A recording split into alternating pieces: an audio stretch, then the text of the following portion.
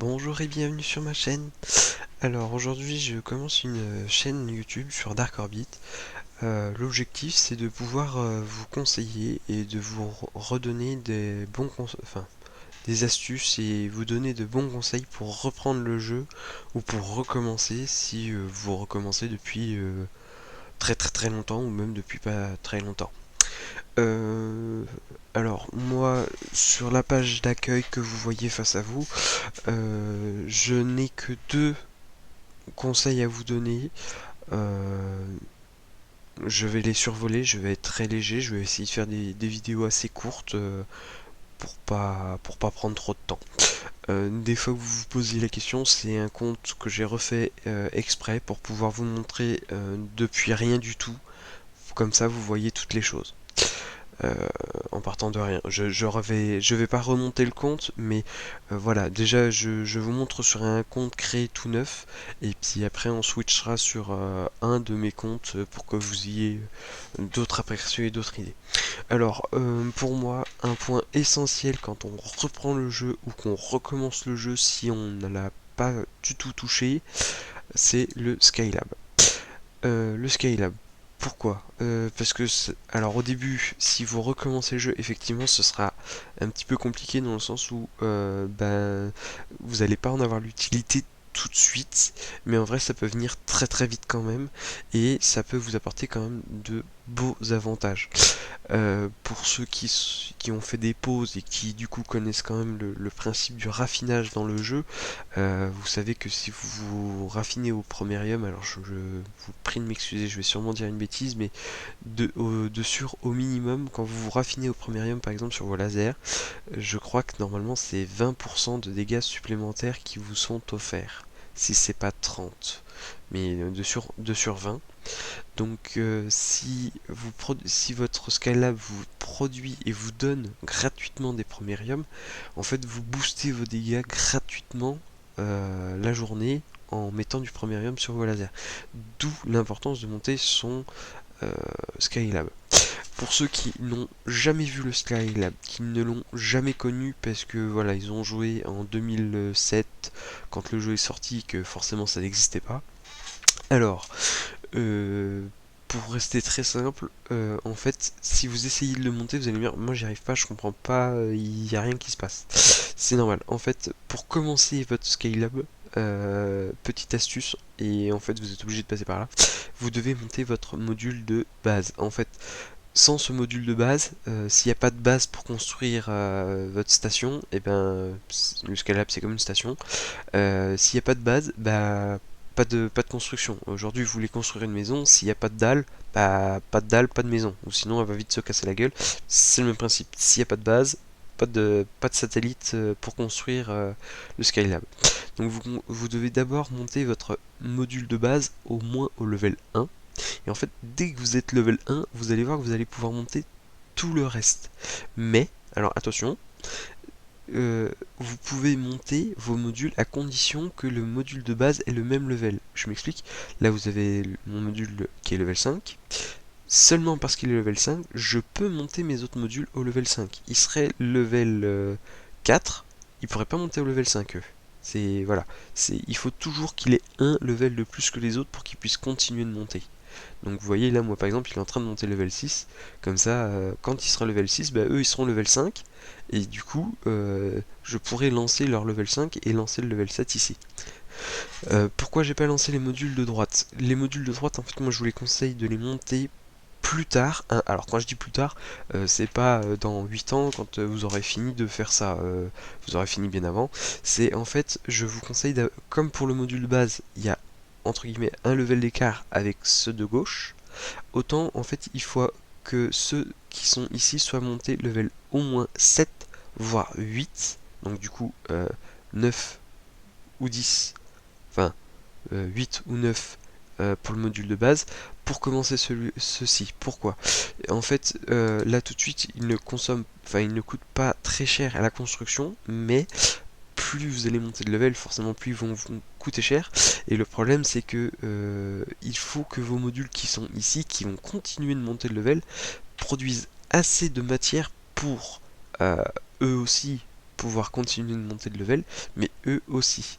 Et puisque eux, ils vont coûter plus cher et plus rapidement, bah, vaut mieux que vous ayez une production plus importante. Donc ça, c'est le Skylab.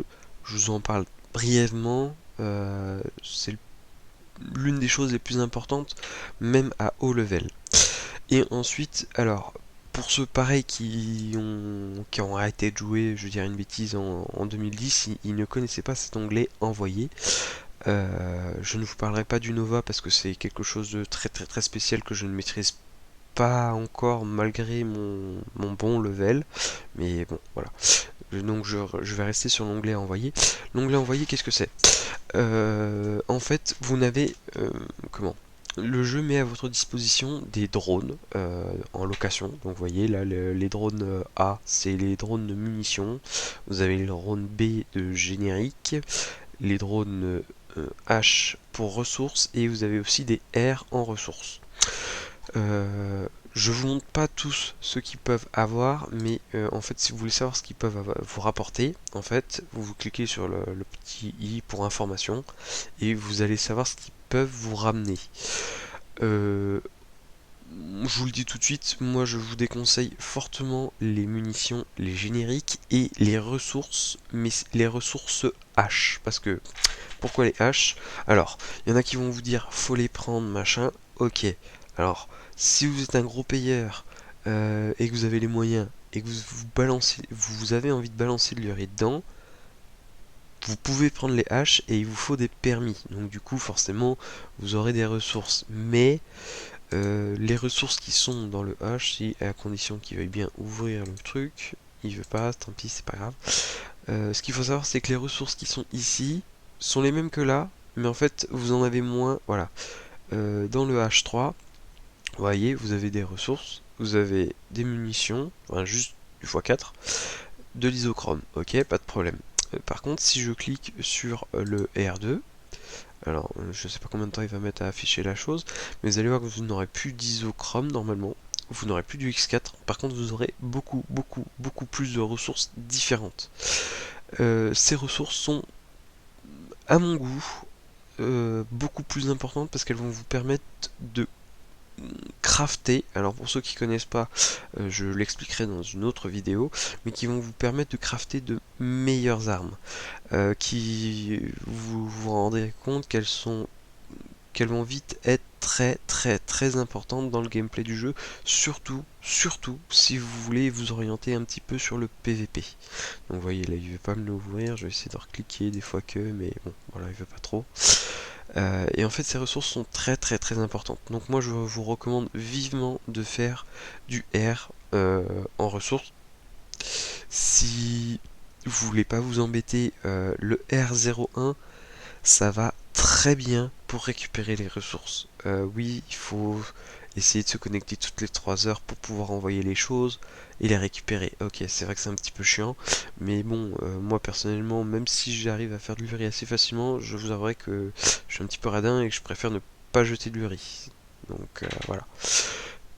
Donc moi je vous conseille, même si pour le moment ça vous échappe, si vous avez les moyens, parce que bon c'est vrai qu'au tout début quand on commence le jeu, bah, balancer 200 000 crédits, vous voyez je peux envoyer 2 drones là actuellement, donc 400 000, c'est sûr qu'au début 400 000 crédits ça se fait pas facilement ou c'est compliqué, donc peut-être pas tout de suite, mais dès que vous en avez la possibilité, si vous pouvez envoyer, alors si vous avez pu payer et que vous aimez payer et que ça vous dérange pas, vous pouvez monter jusqu'à 5 drones. Donc si vous débloquez les 3 emplacements manquants, enfin restants, et que vous voulez envoyer pour 1 million de drones de ressources, franchement faites-le. C'est, enfin que vous en envoyez 5, 2, 3, 4 en fonction de ce que vous débloquez ou pas, faites-le. Franchement, même si là tout de suite maintenant au level 2 vous allez me dire mais ça me sert à rien et tout, euh, quand vous allez comprendre en fait le temps qu'il vous faut pour récupérer toutes les ressources pour faire les crafts qui vous allez dire ah oui en vrai ils sont hyper bien, hyper impressionnants, vous allez comprendre pourquoi en fait je vous ai conseillé de le faire le plus tôt possible. Voilà. Donc voilà, moi je vais rester là sur cette vidéo, je vais m'arrêter là, c'est mes deux premiers conseils pour reprendre le jeu si vous recommencez depuis zéro et que vous ne connaissiez pas les nouveautés, les nouvelles subtilités. Quand je dis nouvelles subtilités, si vous avez arrêté de jouer avant 2014, voilà, ce genre de choses. Le Skylab, je crois qu'il était déjà apparu, mais ça faisait pas longtemps. Mais voilà, ça fait une petite piqûre de rappel si vous avez recommencé vos comptes de zéro.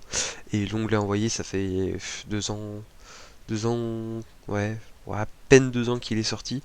Donc voilà, si vous connaissiez pas, je vous recommande et vous encourage vivement à le faire. Voilà. Si vous avez la moindre question par rapport à cette brève vidéo, bien que j'ai très vite accéléré les conseils par rapport à ça, n'hésitez pas à les poser, je me ferai une joie de vous répondre soit en vidéo, soit par question, mais je vous le dis tout de suite, je vais refaire une vidéo sur la section envoyée et la section scalable, et je prendrai beaucoup plus de temps. Alors quand je dis beaucoup plus de temps, je m'arrêterai, je ferai vraiment une vidéo pour le Scalab, une vidéo pour la section envoyée, pour que vous puissiez euh, comprendre là où je veux en venir et là où vous y aurez intérêt à le faire. Euh, pour vous, si vous reprenez, et puis même si vous n'avez pas de grandes connaissances. Voilà. La vidéo touche à sa fin. Je vous souhaite un bon jeu, peut-être à sur les maps, et puis bah, à la prochaine.